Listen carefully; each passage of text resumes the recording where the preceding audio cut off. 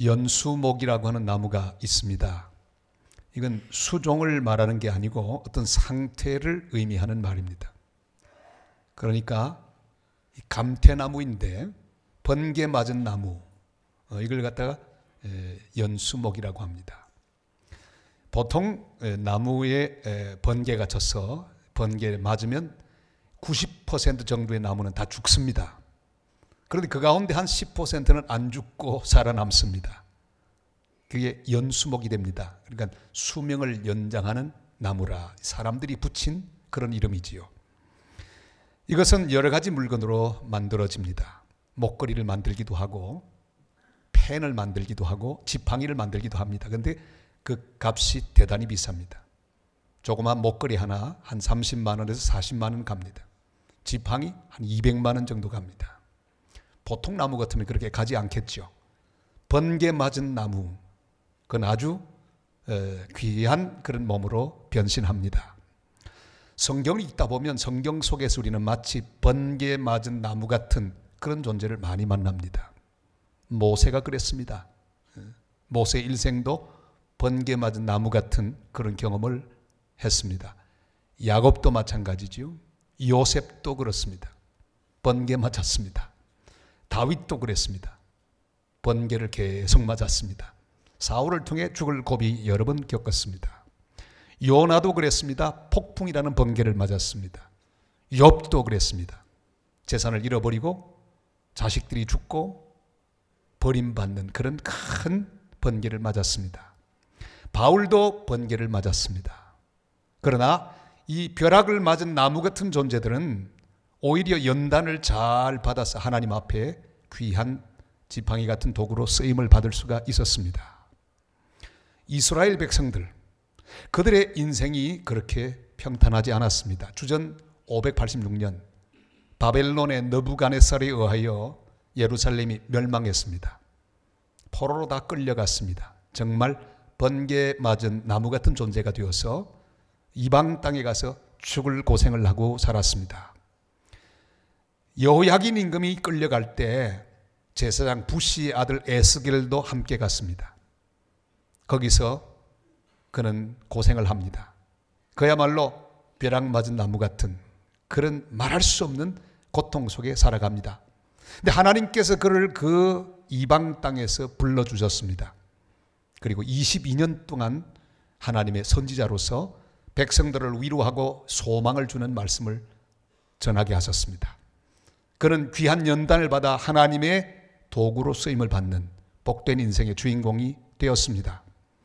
절망 가운데 있는 이스라엘 백성들에게 희망을 선포했습니다. 그리고 고향으로 돌아가 예루살렘 성전에서 다시 예배드리게 될 것이라고 하는 하나님의 희망의 메시지를 선포했습니다. 우리도 이 땅을 살다 보면 우리 인생에 번개들이 칩니다. 말할 수 없는 번개들이 여기저기서 막 칩니다. 그러나 우리는 그 번개를 맞고 넘어져 죽는 사람들이 아니라 그 번개, 하나님의 은혜의 놀라운 번개로 기억하고 기어이 믿음으로 일어나서 연단받아 하나님 앞에 쓰임을 받는 복된 인생의 주인공들로 살아갈 수 있어야 할 것입니다. 금년에도 어떤 번개가 치든지 잘 견디셔서 하나님의 복된 도구로 성장하고 쓰임을 받는 복된 한 해가 되시기를 주님의 이름으로 축복합니다. 에스겔은 환상을 보았습니다. 에스겔이 보았던 환상, 우리 1년 내내 기억되는 놀라운 장면이 될 수 있기를 바랍니다.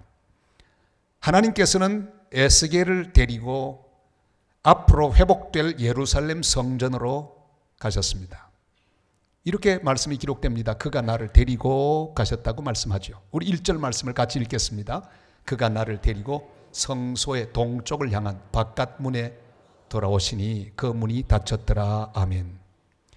에스골 골짜기에 마른 뼈 같은 소망 없는 이스라엘 민족들, 하나님이 다시 일으키시는 놀라운 환상을 보여주셨습니다.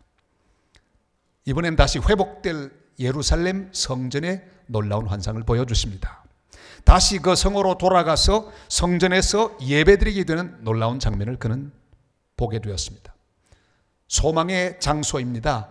소망이라고 하는 것은 내가 만드는 것이 아닙니다. 우리 사람들 마음속에 여러 가지 원하는 것이 있습니다만 사람이 만들어내는 소망, 그것은 보장이 없습니다. 이루어질 수도 있고 이루어지지 않을 수도 있습니다. 소망은 위로부터 옵니다. 소망은 하나님이 주시는 것이 진짜 소망이에요. 우리는 하나님이 주시는 소망을 받고 그 소망에 나의 소망을 다 걸고 주님의 소망으로 날마다 승리하는 하나님의 사람들입니다. 로마서 15장 13절이 이렇게 말씀하시죠. 다 같이요. 소망의 하나님이 모든 기쁨과 평강을 믿음 안에서 너희에게 충만하게 하사 성령의 능력으로 소망이 넘치게 하시기를 원하노라. 아멘. 그러니까 하나님은 소망의 하나님, 소망을 주시는 하나님, 소망의 근원이 되시는 그런 분, 그리고 성령을 보내시사 소망이 더욱더 풍성해지도록 채우시는 하나님의 은혜. 우리는 소망의 하나님을 믿는 소망의 백성들입니다. 하나님께서 에셀에게 소망의 미래를 보여주신 것처럼 우리 오늘 예배하면서 우리에게 보여주시는 소망의 미래를 보는 시간이 되시기를 바랍니다. 에스겔을 데리고 친히 회복될 예루살렘 성전으로 데리고 가셨습니다. 여러분, 나 혼자 걸어가면 절망할 수밖에 없습니다. 눈에 보이는 것이 너무 암담합니다. 정말 불안하기 짝이 없는 것들밖에 보이지 않습니다. 답답합니다. 지금 우리 한국의 현실도 시원한 것이 별로 없습니다. 경제가 어렵습니다. 정치가 안정되지 못하고 있습니다. 북한의 김정은이는 수소탄 개발했다고 막 위협을 하고 있습니다.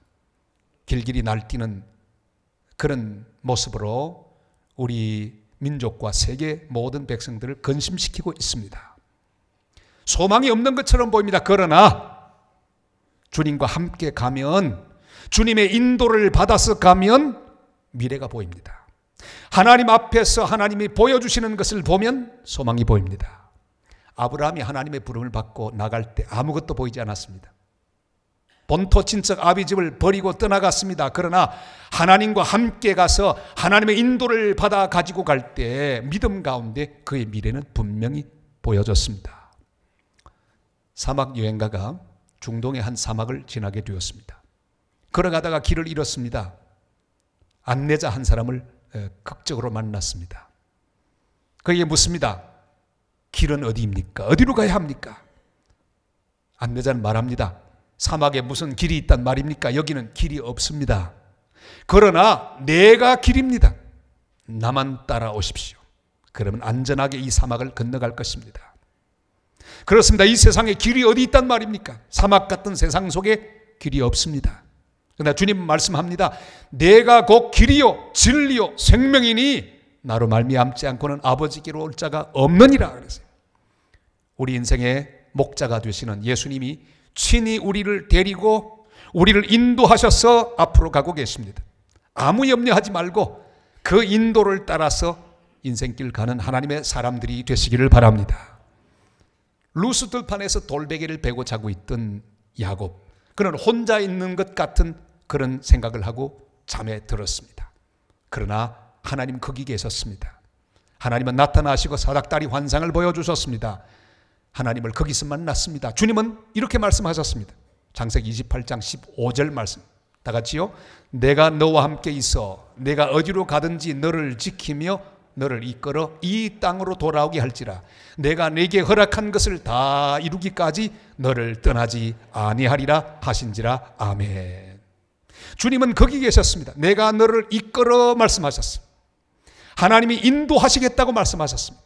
하나님이 거기 계실 뿐 아니라 앞으로도 계속해서 이끌어 주시겠다고 약속해 주셨습니다.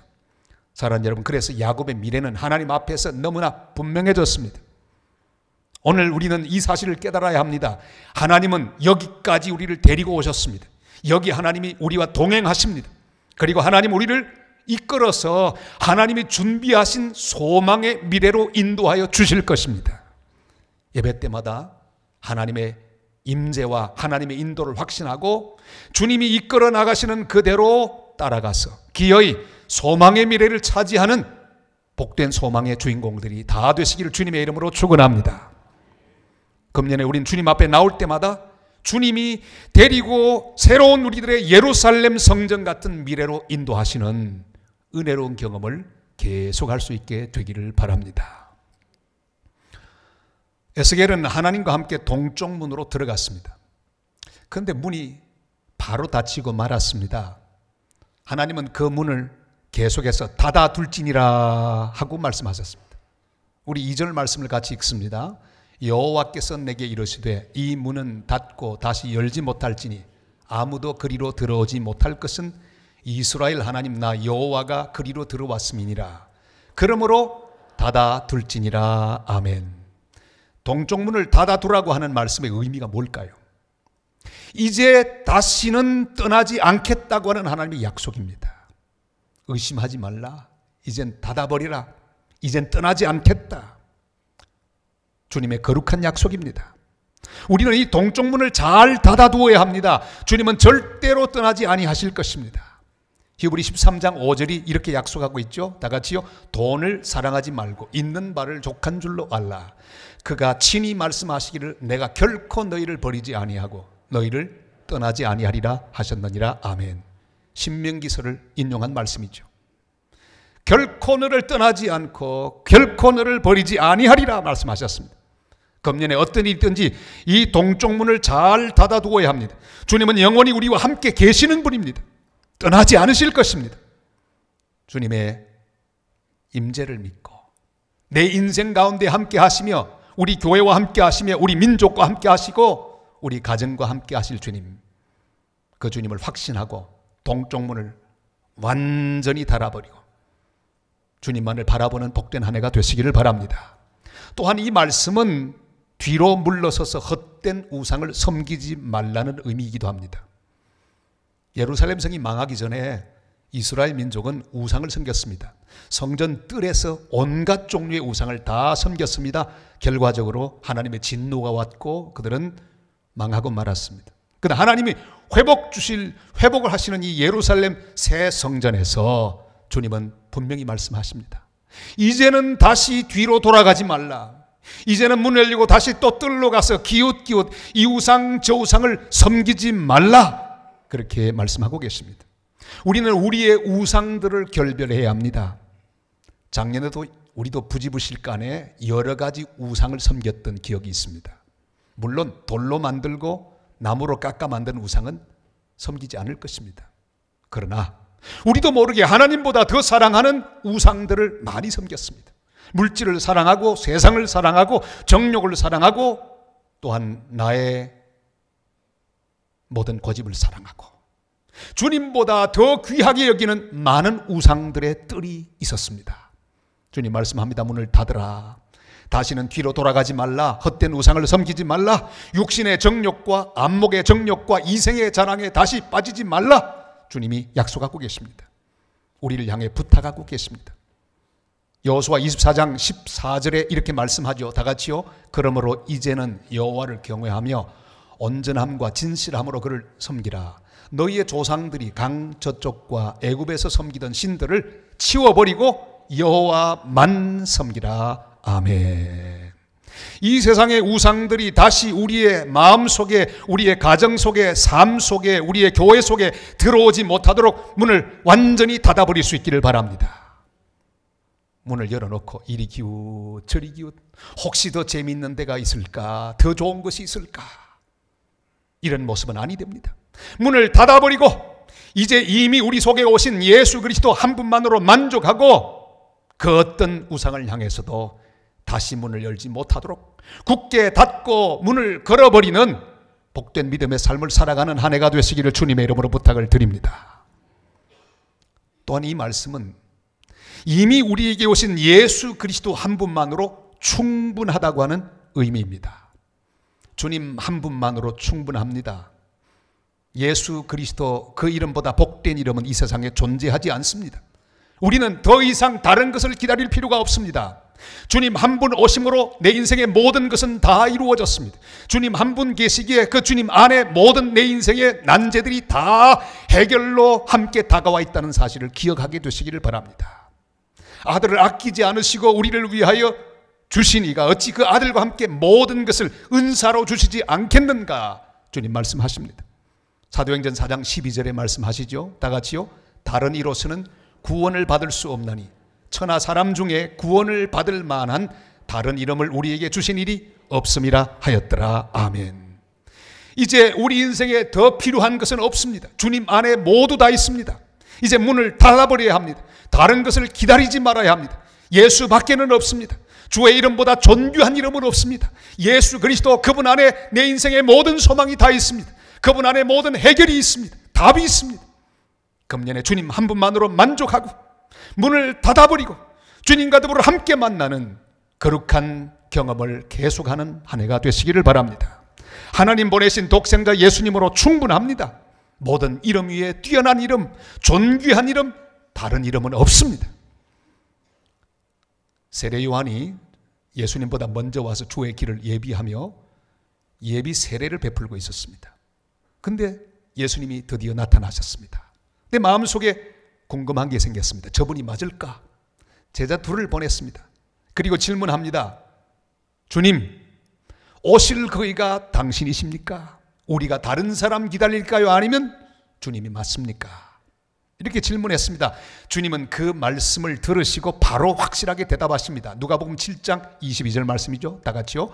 예수께서 대답하여 이르시되 너희가 가서 보고 들은 것을 요한에게 알리되 맹인이 보고 못 걷는 사람이 걸으며 나병 환자가 깨끗함을 받으며 귀먹은 사람이 들으며 죽은 자가 살아나며 가난한 자에게 복음이 전파된다 하라. 무슨 말씀입니까? 그래, 내가 바로 그다.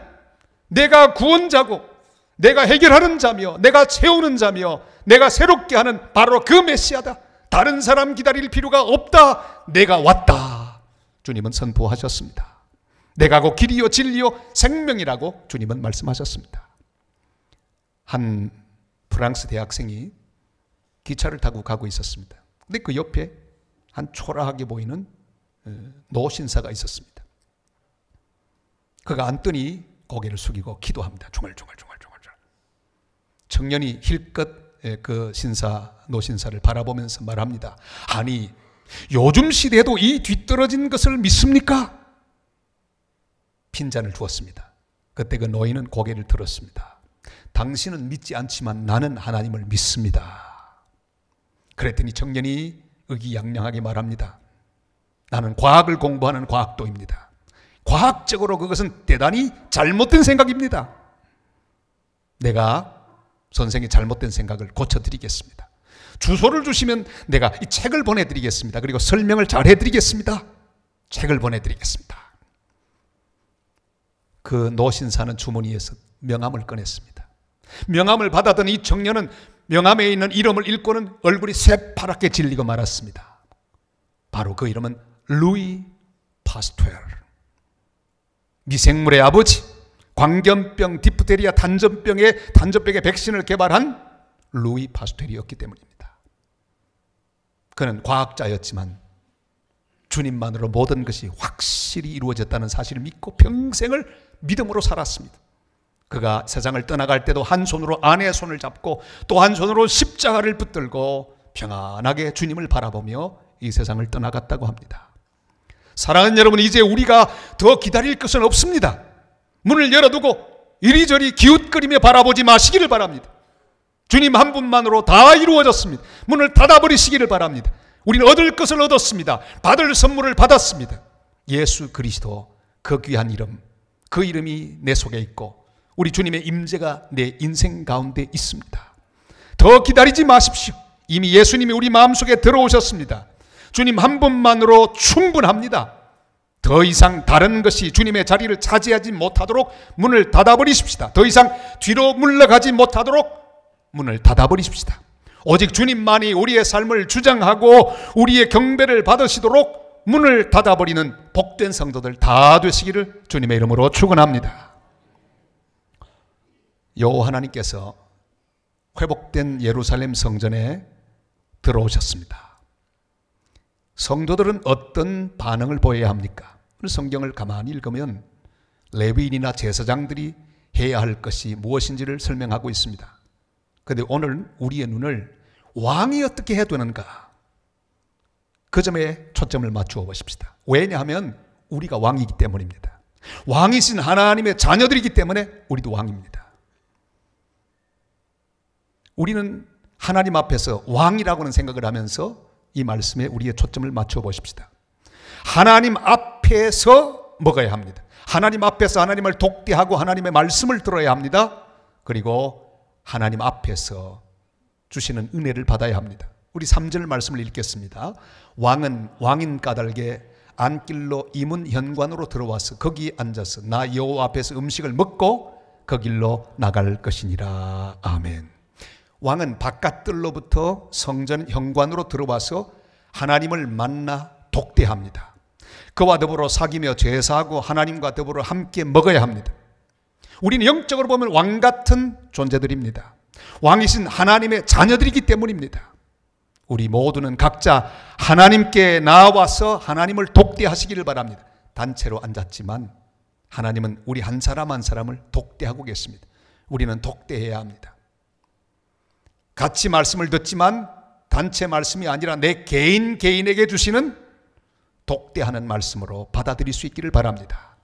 하나님을 개인적으로 만나는 기쁨과 영광, 이것이 믿음의 비밀입니다. 우리는 금년에 하나님을 기도의 자리에서 독대하시길 바랍니다. 말씀의 자리에서 독대하시길 바랍니다. 주님과 더불어 독대하고 그와 더불어 깊이 사귀며 그가 주시는 음식을 먹고 믿음으로 일어나서 승리하는 1년을 살아가시기를 바랍니다. 우리 한국에서 핸드드립 커피를 가장 잘 이렇게 내리는 사람을 물어보면 이구동성으로 나옵니다. 저 강릉의 보헤미아 카페를 경영하고 있는 박이추 씨, 바로 이분입니다. 제가 가서 봤습니다. 근데 이분은요 40년 동안 이걸 내렸습니다. 근데 내리다 보니까 이게 이만큼 기울었어요. 이렇게 갖고 걸어 나오는데 또 하도 오랫동안 하다 보니까 기자가 이분에게 물었습니다. 선생님, 무슨 커피가 제일 맛있습니까? 박이추 씨는 이렇게 보더니 이렇게 대답했다고 합니다. 예, 무슨 커피에도 좋은 사람과 마시는 커피가 제일 맛있습니다. 역시 대가다운 말이죠. 그렇습니다. 제 아무리 마시는 커피라도 좋은 사람하고 마셔야 그게 진짜죠. 여러분, 제가 묻습니다. 우리 인생에 제일 맛있는 음식은 무엇입니까? 그렇습니다. 우리가 사랑하고 좋아하는 우리 주님과 더불어 함께 먹는 거룩한 하나님의 양식, 생명 양식. 이 시간 여러분은 가장 맛있는 음식을 드시고 계십니다. 우리 인생에 먹을 수 있는 음식 중에 가장 귀한 것은 주님 앞에서 주님과 더불어 함께 주님이 주시는 음식, 생명의 양식을 먹는 그 시간보다 더 아름답고 귀한 시간은 없는 줄을 믿습니다. 여러분, 금년에 그런 음식을 드시기를 바랍니다. 주님이 주시는 생명 양식을 기쁨으로 드시기를 바랍니다. 주님의 얼굴을 보며 주님이 주시는 말씀을 들으며 주님의 음식을 먹고 주의 은혜를 받고 그 힘으로 살아가는 삶, 이게 얼마나 행복하고 아름다운 삶입니까? 그래서 우리는 매주일마다 기대하고 와야 합니다. 주여, 오늘도 먹여 주시옵소서. 이 세상에서 가장 맛있는 음식을 먹기를 원합니다. 먹고 힘을 얻어 세상 속으로 나가 주님 기뻐하는 삶을 살기를 원합니다. 이렇게 기도하며 예배 자리로 나오는 그런 1년이 되시기를 바랍니다. 그래서 왕의 사명을 제대로 감당하는 복된 왕들이 되시기를 바랍니다. 저는 참 이야기를 좋아합니다. 어릴 때부터 이야기를 좋아해서 모든 이야기는 동화책을 전부 읽었습니다. 지금도 이야기가 있다면 다 초등학교 때부터 제 별명은 이야기 할배였습니다. 그래서 우리 친구들도 틈만 나면 이야기 할배, 이야기 좀 해라. 학생들 전체 앞에서 이야기를 많이 했습니다. 근데 세상에 이런 일이라고 하는 TV 프로그램이 있습니다. 이 이야기가 나와요. 근데 앵무새, 구간조 이야기가 있었습니다. 봤더니 얼마나 재밌는지 몰라요. 이 앵무새 한 마리가 있는데 이 앵무새가 성대모사의 달인이었습니다. 할아버지 소리를 내다가 갑자기 할머니 소리를 냈다가 젊은 여자 소리를 냈다가 아주 마음대로 애들 소리도 냈다가 막 소리를 바꾸는 거예요. 깜짝 놀랐습니다. 근데 더 재밌는 것은 이 앵무새는 주인이 주는 음식 아니면 안 먹습니다. 주인의 말 아니면 아무 말도 안 듣습니다. 주인이 말하라고 하면 말하고요. 근데 그 말이 얼마나 멋진지.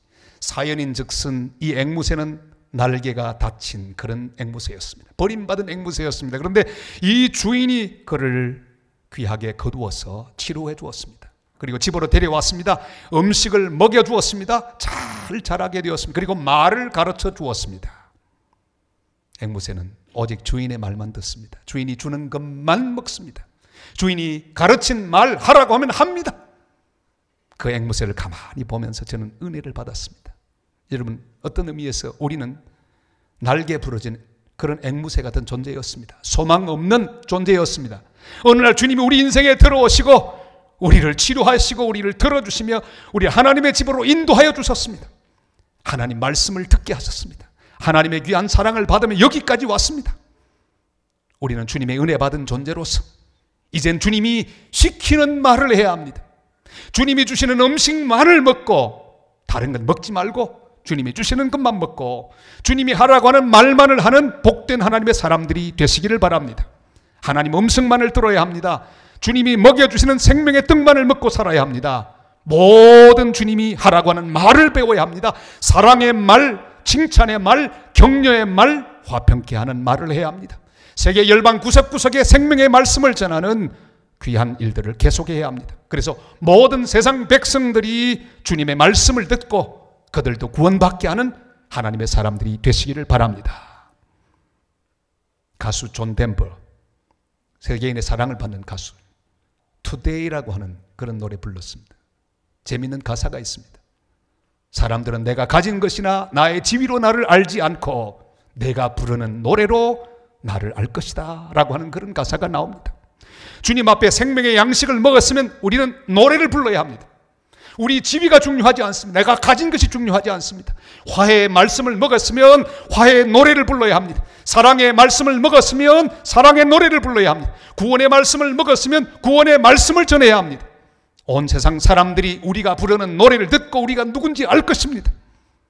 금년에 주님이 맡긴 말, 주님이 하라고 하는 그 말, 그 노래를 부르는 한 해가 되시기를 바랍니다.